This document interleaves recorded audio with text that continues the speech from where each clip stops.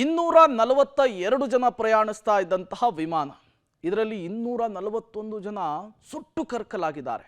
ಬದುಕುಳಿದಿದ್ದು ಒಬ್ಬರೇ ಒಬ್ಬರು, ಅವರು ರಮೇಶ್ ಅಂತ ಹೇಳಿ. ಈ ದುರಂತದಲ್ಲಿ ಮಡಿದವರ ಕರುಣಾಜನಕ ಕಥೆ ಇದೆಯಲ್ಲ, ಎಂಥವರ ಎದೆಯನ್ನಾದರೂ ಕೂಡ ಒಂದು ಕ್ಷಣ ನಡುಗಿಸ್ಬಿಡುತ್ತೆ. ಹೃದಯ ವಿದ್ರಾವಕ ಕಥೆಗಳು ಒಂದೊಂದಾಗಿಯೇ ಹೊರಬರುತ್ತಾ ಇದೆ. ವಿಮಾನ ದುರಂತದಲ್ಲಿ ಮೃತಪಟ್ಟವರ ಹಿನ್ನೆಲೆಯನ್ನ ಒಂದೊಂದಾಗಿಯೇ ನಿಮ್ಮ ಮುಂದೆ ಇಡ್ತಾ ಹೋಗ್ತೀವಿ.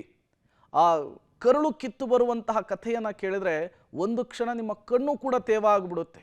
241 ಕುಟುಂಬದಲ್ಲಿ ಈಗ ಕಣ್ಣೀರಲ್ಲಿ ಕೈ ತೊಳಿಬೇಕಾದಂತಹ ಪರಿಸ್ಥಿತಿ. ಅದೆಷ್ಟೋ ಕನಸುಗಳು, ಅದೆಷ್ಟೋ ಆಸೆಗಳು ಎಲ್ಲವೂ ಕೂಡ ವಿಮಾನ ಪತನದ ಸಂದರ್ಭದಲ್ಲಿ ಸುಟ್ಟು ಬೂದಿಯಾಗಿ ಹೋಗಿಬಿಟ್ಟಿದೆ. ಮಗನನ್ನು ನೋಡಬೇಕು ಅಂತ ಹೊರಟಂತಹ ವೃದ್ಧ ದಂಪತಿಗಳು, ಲಂಡನ್ನಲ್ಲಿ ಸೆಟಲ್ ಆಗಬೇಕು ಅಂತ ಹೋಗ್ತಾ ಇದ್ದಂತಹ ಫ್ಯಾಮಿಲಿ, ಡಾಕ್ಟರ್ ಆಗಬೇಕು ಅನ್ನುವಂತಹ ಆಸೆಯಲ್ಲಿ ಹೋಗ್ತಾ ಇದ್ದಂತಹ ವಿದ್ಯಾರ್ಥಿ, ಎಲ್ಲರೂ ಕೂಡ ಈ ವಿಮಾನ ಪತನದಲ್ಲಿ ಜೀವವನ್ನು ಬಿಟ್ಟಿದ್ದಾರೆ. ದುರಂತ ಅಂತ್ಯವನ್ನು ಕಂಡಿದ್ದಾರೆ. ಒಬ್ಬೊಬ್ಬರ ಕಥೆಯೂ ಕೂಡ ಕರುಳು ಹಿಂಡುವ ರೀತಿಯಲ್ಲಿದೆ. ಫ್ಲೈಟ್ ಟ್ರಾಜಿಡಿಯನ್ನು ನಿಮ್ಮ ಮುಂದೆ ಇಡ್ತಾ ಇರುವಂಥದ್ದು. ಅಖಿಲ್, ನಾನಾಭಾವ, ಮಗು ಸೇರಿ 3 ಸಾವನ್ನಪ್ಪಿದ್ದಾರೆ. ಒಂದು ಮುದ್ದಾದ ಕುಟುಂಬ ಇದು. ಲಂಡನ್ನಿಗೆ ಹೊರಟಿದ್ರು. ಈ ಸಂದರ್ಭದಲ್ಲಿ ದುರಂತ ಅಂತ್ಯವನ್ನು ಕಂಡಿದ್ರು.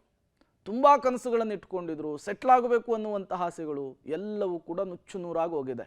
ಭವಿಕ್ ಮಹೇಶ್ವರಿ ಮದುವೆಯಾದ 2 ದಿನಕ್ಕೆ ಸಾವನ್ನಪ್ಪಿದ್ದಾರೆ ಅನ್ನುವಂತಹ ವಿಚಾರ ಗೊತ್ತಾಗ್ತಾ ಇದೆ. ಮದುವೆಯಾಗಿ ಜಸ್ಟ್ 2 ದಿನ ಆಗಿತ್ತಷ್ಟೇ. ಈ 241 ಜನರ ಪೈಕಿ ಭವಿಕ್ ಮಹೇಶ್ವರಿ ಕೂಡ ಒಬ್ಬರು. ಅದಾದ ಮೇಲೆ ಹರ್ಪ್ರೀತ್, ಬೆಂಗಳೂರಿನ ಟೆಕ್ಕಿಯವರು, ಇವರು ಕೂಡ ಲಂಡನ್ಗೆ ಹೊರಟಿದ್ರು. ಅಹಮದಾಬಾದ್ನ ಇಂಟರ್ನ್ಯಾಷನಲ್ ಏರ್ಪೋರ್ಟ್ನಿಂದ ಈ ಟೇಕ್ ಆಫ್ ಆದಂತಹ ವಿಮಾನದಲ್ಲಿದ್ದರು. ದೊಡ್ಡ ಮಟ್ಟದ ಆಸೆಗಳು, ಕನಸುಗಳನ್ನು ಇಟ್ಕೊಂಡಿದ್ರು. ಬದುಕಿನ ಬಗ್ಗೆ ನೂರಾರು ಆಲೋಚನೆಗಳಿದ್ವು. ಎಲ್ಲವೂ ಕೂಡ ನುಚ್ಚು ನೂರಾಗಿದೆ. ಇನ್ನು ಕಮಲೇಶ್ ಧಾಪು ಮದುವೆಯಾಗಿ 4 ತಿಂಗಳಾಗಿತ್ತಷ್ಟೇ, ಮೃತಪಟ್ಟಿದ್ದಾರೆ ಇಬ್ಬರು. ಈ ಫ್ಲೈಟ್ ಕ್ರ್ಯಾಶ್ನಲ್ಲಿ ಇಬ್ಬರೂ ಕೂಡ ಬಲಿಯಾಗಿರುವಂಥದ್ದು.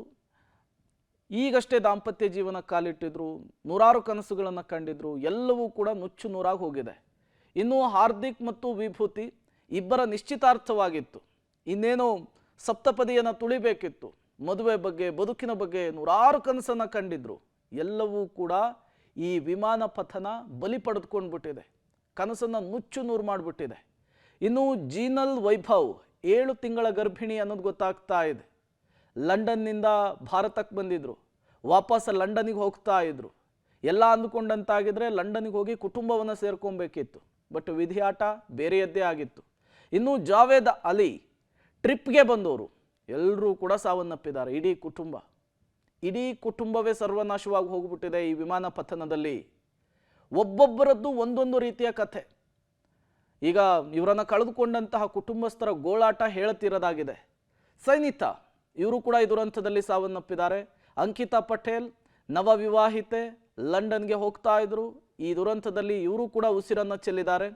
ಈ ರೀತಿಯ ಹಲವು ಕರುಣಾಜನಕ ಕಥೆಗಳು ಈ ದುರಂತದ ಹಿಂದಿರುವಂಥದ್ದು. ಪ್ರತಿ ದುರಂತದ ಘಟನೆಯ ಹಿಂದೆ ಈ ರೀತಿಯ ಕರುಣಾಜನಕ ಕಥೆ ಇದ್ದೇ ಇರುತ್ತೆ. ಪ್ರತಿ ದುರಂತದ ಹಿಂದೆಯೂ ಕೂಡ, ಅದು RCB ಕಾಲ್ ತುಳಿತದ ಘಟನೆ ಆಗಿರಬಹುದು, ಅಥವಾ ಪಹಲ್ಗಾಮ್ನಲ್ಲಾಗಿರುವಂತಹ ಉಗ್ರರ ಅಟ್ಯಾಕೆ ಆಗಿರಬಹುದು, ಅಥವಾ ಅಹಮದಾಬಾದ್ನಲ್ಲಿ ನಡೆದಂತಹ ಈ ವಿಮಾನ ಪತನವೇ ಆಗಿರಬಹುದು. ಪ್ರತಿ ದುರಂತದ ಹಿಂದೆಯೂ ಕೂಡ ಈ ರೀತಿಯ ನೂರಾರು ಕರುಣಾಜನಕ ಕಥೆಗಳು ಹೊರಬರುತ್ತಾ ಇರ್ತವೆ.